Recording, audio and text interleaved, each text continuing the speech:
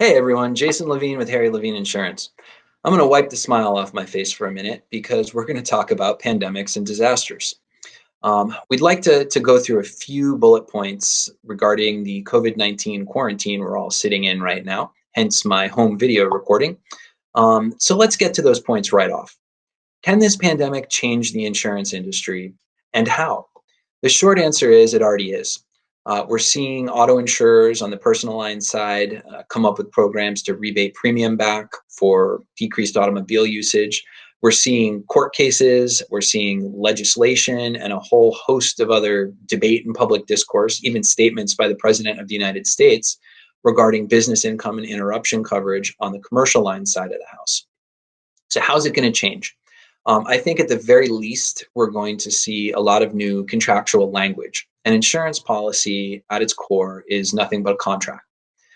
We provide for our customers a promise from an insurance company. That's the contract, the promise to perform should the worst occur.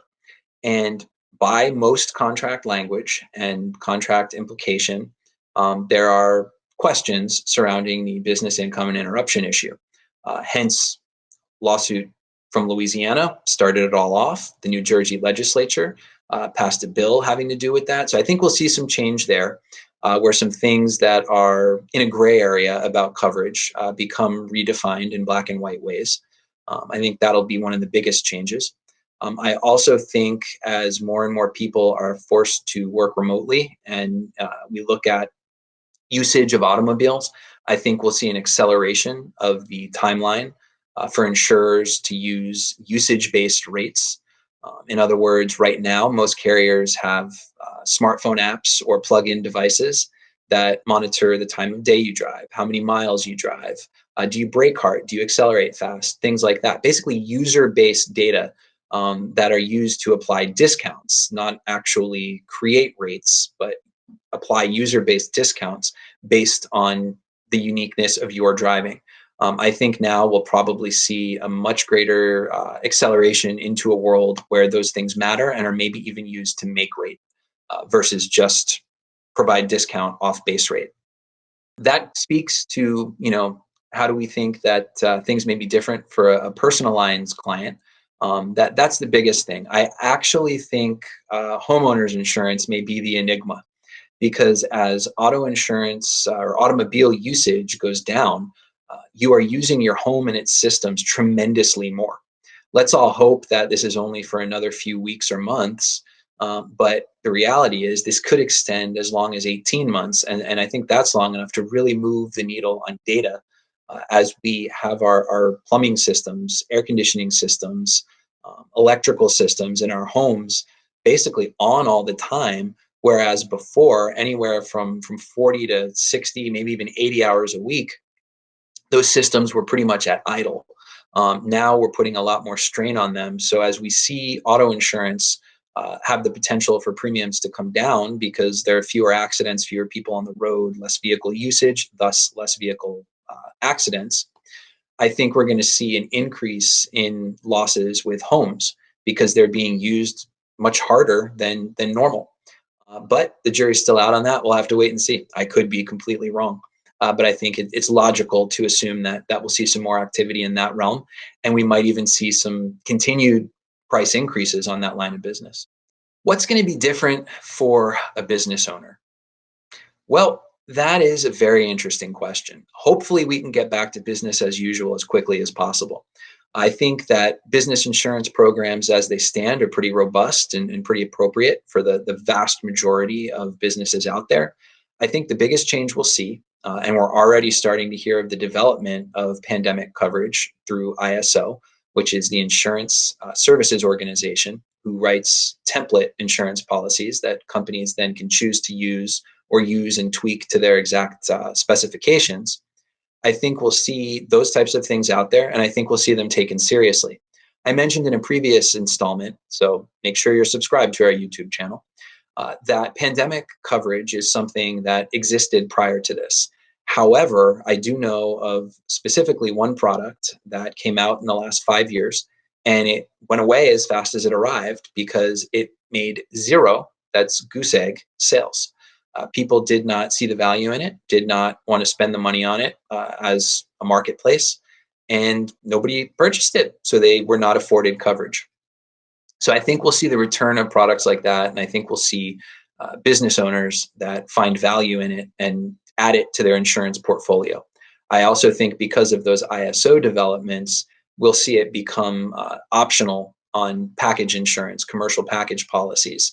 So it's something you'll be able to quickly and easily add on, but we'll have to see.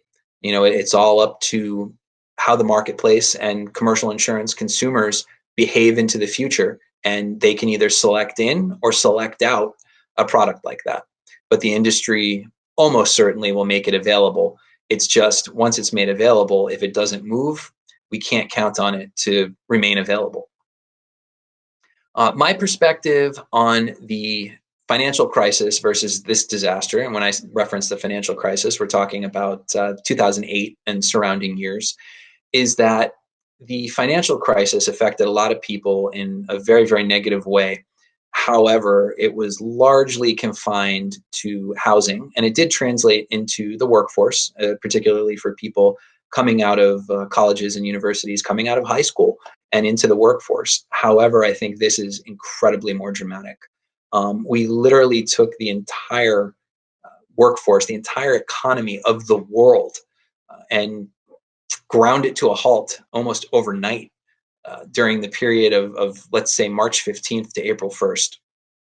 The implications of that are such strain on our public assistance systems, a whole new way of life for a lot of people, for everyone, that I don't know that there's a way to really compare it, especially because the 2008 economic downturn did have some global implications, but it was particularly centered on the real estate and housing market here in the United States. And this issue is literally global. I think that right now, there's no comparison. And we are in uncharted territory here. I think in 2008, we had a lot of economic academia and past knowledge from which to draw. People could take steps to have some element of control over their financial situation, no matter how big or little it was. Whereas here, we're just sort of all along for a ride. My perspective on this disaster in relation to the largest insurance disruption of all time, well, the largest insurance disruption of all time is a moving target. So to look at in my career, in my lifetime, what is the most memorable former largest insurance disruption, that was Hurricane Andrew in the early 1990s. The losses from Hurricane Andrew were unprecedented in South Florida. The town of Homestead, including a United States Air Force base, was destroyed, it was gone. One day it was there, the next day it was simply not there. I was down there a year or two ago at an event at the Homestead Motor Speedway, and there's nothing there anymore. So it's the kind of thing where now we're talking again global versus something that affected South Florida, right? My last response, we talked about the US housing market versus a global pandemic. My response is quite similar. I think this is completely unprecedented. I think we're going to see far reaching and long lasting effects. What those are going to be thus far, though, is unknown to me. I definitely think things will change. I think that people are incredibly adaptive, though, and we will come up with great solutions, new businesses, new ways of doing business. But in terms of this compared to a Hurricane Andrew or even a 2017 that had Hurricane Harvey, Hurricane Irma, Hurricane Maria, the fires in California, those are things that you can generally protect against. You can predict what the ultimate cost of loss is going to be. And you can work with the existing insurance infrastructure to react to it. This is a whole nother ballgame. And unfortunately, it's in a class of events that we're just not set up as an insurance system to react to. It's the kind of thing where governmental assistance, leadership is really where we need to turn, and the insurance system just wasn't to date built for something like this. I do think it may become built for something like this looking into the future, All right, everyone. Thank you so much for being a part of the conversation, and we wish you nothing but a safe and healthy quarantine experience. If you'd like to continue this conversation and have any questions or concerns, please message us on our website at www.harry, Harry, Levine, Levine, insurance.com. You can also send an email to info@hlinsure, HLINSURE.com. Thanks a bunch. Stay safe and stay healthy.